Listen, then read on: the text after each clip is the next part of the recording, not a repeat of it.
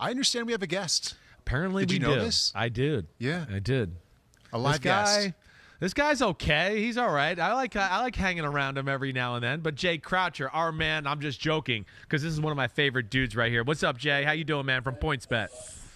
Good to see you again, Chris. It's been a while. It has been a while. What's up, man? What have you been doing? You been enjoying life? Family good? Everybody good there?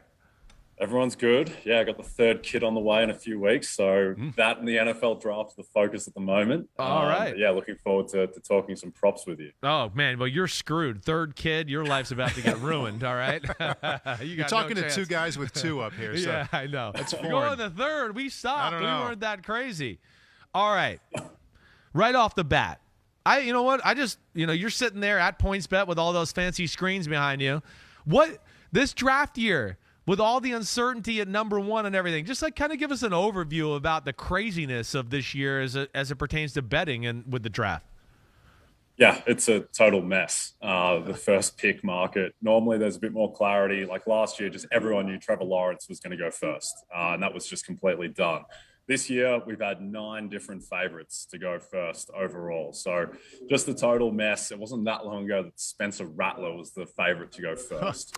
So now we've got Trayvon Walker at -300. Still don't entirely trust that, but he is the favorite at the moment. Aiden Hutchinson has slid a lot, and then Ikem Ekwonu has risen a little bit. So I think it'll be one of those three, and right now Trayvon Walker is the heavy favorite. Jay, do you like what's mainly driving this market, this conversation? I mean, I know betting and money, right? But is it also rumors or, things that are, maybe traveling through the grapevine? I mean, what really sets the narrative there?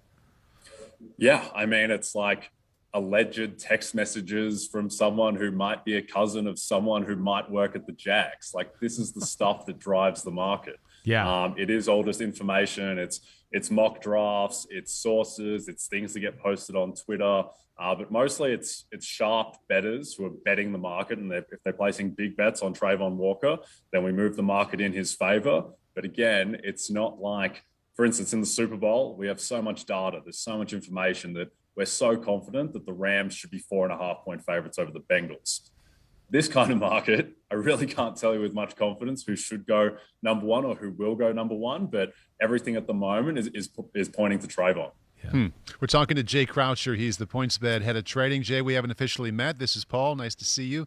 Good to chat with you. I have a good question here from @GoalLineStand2, and this has been on my mind as well. It says, I have a question for Jay. What's the sportsbook's biggest liability for this year's draft? Yeah, so we don't want Trayvon Walker to go number one overall. That's a big one and it's we're not in a great spot at the moment. But this is the nature of the draft, is that these markets, they are pretty vulnerable, and you can beat them if you are really studying them and studying the movements. So he's the big one. We would like the shock to happen and Aiden Hutchinson to go first. We still are hanging on to the fact that all the reporting has been that the owner wants Hutchinson, the GM wants Walker, and the coach wants Ekwonu. So hoping that the coach or the owner will ultimately have their opinion be the one that triggers the pick. But yeah, at the moment, not looking too good. Yeah, no doubt. I'm intrigued. I mean, gosh, I know a bunch of people in football, and I think everybody's like, "What the hell's going to happen at number one?" Right? I really don't. And Jay, I don't know. I feel like they're going to go. I think the head coach is going to win out, but we'll see where that goes. All right, 2 other guys I want to ask you about. To me, are like the lightning rod picks. I don't look at either one of these guys as top 10 picks, but the scouting world, the mock drafts world loves these guys. Can you kind of give us a little clue of just where things are at with the corner Derek Stingley Jr. from LSU, and then Kayvon Thibodeau, who's just been all over the place? Kind of what's that done to your life over there at PointsBet? Yeah, so Stingley is an interesting one where his stock, it dropped a little bit, and now in recent days it's really surged, where now we think there's a pretty good chance that he goes 3 overall to Houston, where he is starting to edge out Sauce Gardner there. But the thing is that if Stingley doesn't go 3, he could fall out of the top 10. very conceivably, because there just might not be as many landing spots for him. It seems like if the Jets are picking a corner at 4, that they prefer Sauce Gardner. I think that Sauce Gardner is the more likely player to go in the top 10, but Stingley might have that higher upside going to 3. So that's been a tough one to figure out. And then, Kayvon Thibodeau, I don't really understand how everyone has just cooled on this guy, because this guy was, not that long ago, he was minus 110 and the favorite to go first overall. He was thought of in a different stratosphere to Trayvon Walker. And now Trayvon Walker is the guy who's minus 300 to go first. And Thibodeau is looking like, maybe he'll go 4th to the Jets, or, there's some chance that he could slide out of the top 10 as well. So he's probably the guy who is the most interesting to me, just in terms of, where he will go. He's got probably the broadest range of outcomes, where he could go anywhere from 2 to falling outside the top 10. Jay, I have another curious question, and I don't gamble a lot, so a lot of this is interesting to me, but I'm not quite sure how the details work. So let's just pick out Thibodeau. You were just talking about him. You have him going to the Jets at 4, plus 150 favorite. So if I pull out $100 and say, you know what, I don't think he's going to go 4. Here's my $100. How's that work?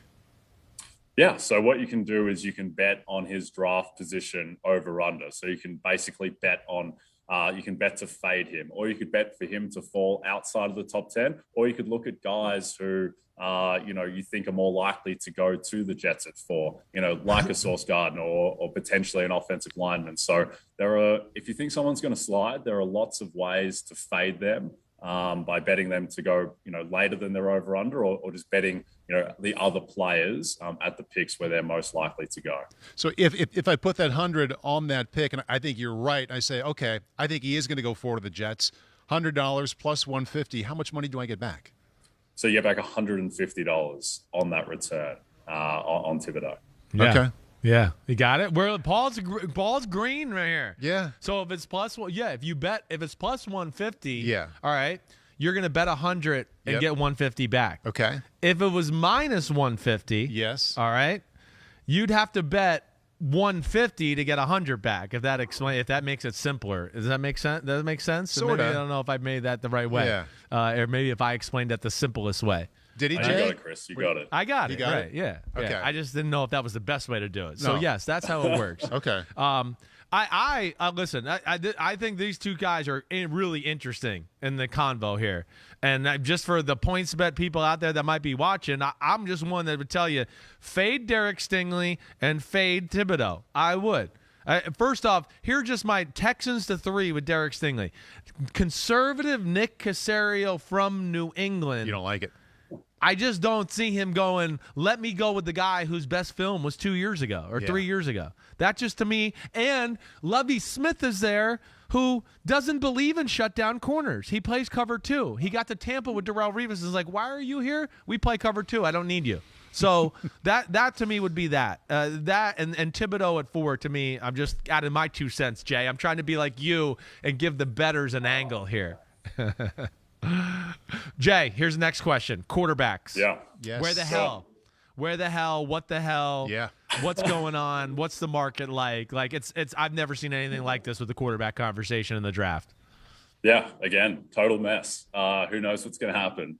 We might see, right now we have the over-under at 2.5 quarterbacks being taken in the first round. Obviously, the 2 guys most likely to be taken are Malik Willis and Kenny Pickett. I expect they will both be first rounders. And then the real, hinge point then is, is someone going to take Desmond Ridder or Matt Corral in the first round and potentially, with the last pick of the first round. But yeah, for us as bookmakers, it's much easier when there are just superstar quarterback prospects, because they just kind of form tent poles in the markets where, last year was easy at the top. We just knew Trevor Lawrence was going 1. We knew Zach Wilson was going 2. And then the pivot was going to be who goes 3.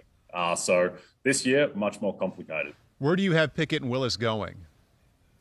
Well, yeah, right now we have Willis going, his over-under is around 15.5 and Pickett is 17.5. I think that the most likely team to take Kenny Pickett and Willis at this point in time would be the Steelers and the Panthers. They're probably the teams that are most likely to get involved there. But I mean, there are so many quarterback needy teams that they really could go anywhere in the 20s. And there are teams as well that, I think that might be willing to trade up, right? Because to get a quarterback, you're not having to trade up for, pick 3 like San Francisco last year. You're potentially having to trade up for like pick 28.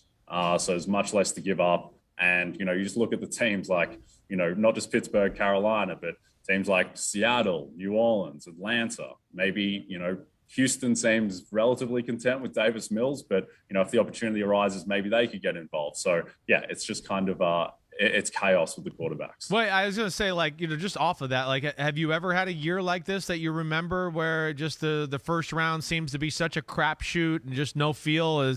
Does it make it better for you guys or worse that it's kind of all over the place like this? Worse. Yeah, way worse. Yeah. It's much more difficult to price when there's just so much uncertainty everywhere. Like last year, at least, knowing the first 2 picks and knowing that, there were going to be ripple effects from 3, and we were pretty confident that Atlanta was going to take Kyle Pitts.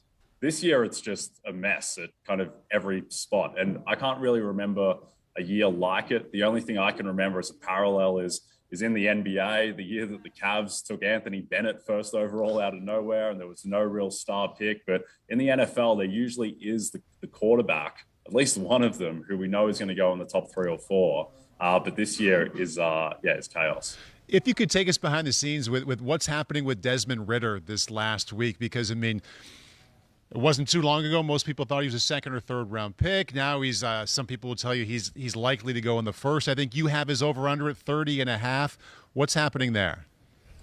Yeah, Ridder's a really interesting prospect. I think a lot of the advanced numbers really like him. A lot of the advanced scouting likes him as well, sees him with, potentially more upside. And so he's a guy who at one point he was 50-1 to be the first quarterback off the board. And those odds have shortened significantly. Still don't think he's going to go above Willis or Pickett, but, he is a guy whose stock is definitely rising. And he's surpassed, the likes of Matt Corral to go, in the top 3 quarterbacks. So right now we think he's a pretty solid bet as the 3rd quarterback off the board. All right, last one. I just want to play with you here a little bit. Just 2 guys, just because there's only one linebacker that everybody agrees is going to go in the 1st round, right?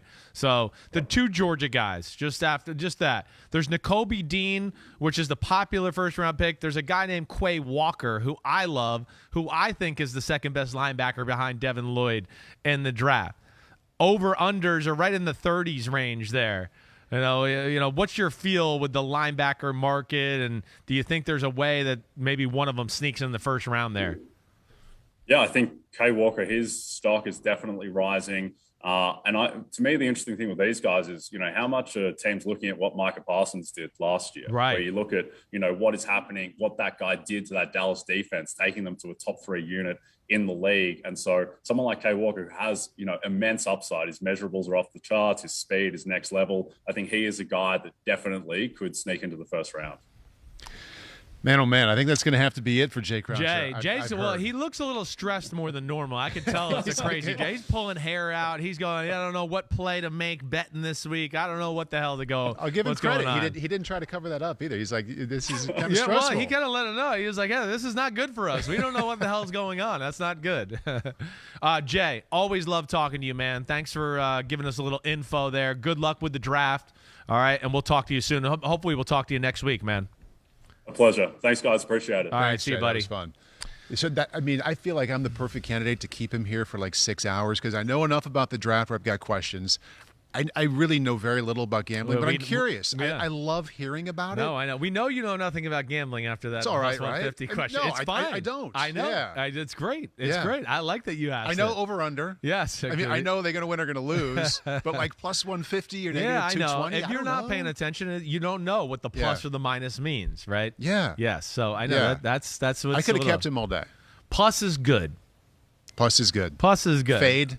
Well, yeah. Plus, well, fade means you're just kind of going for the under, the bad, right? The under. Okay. I'm gonna, Thibodeau is at 4.5 over under. I'm gonna play the fade. I think he's gonna go after 4.5. Yeah. Right. He's gonna fall there.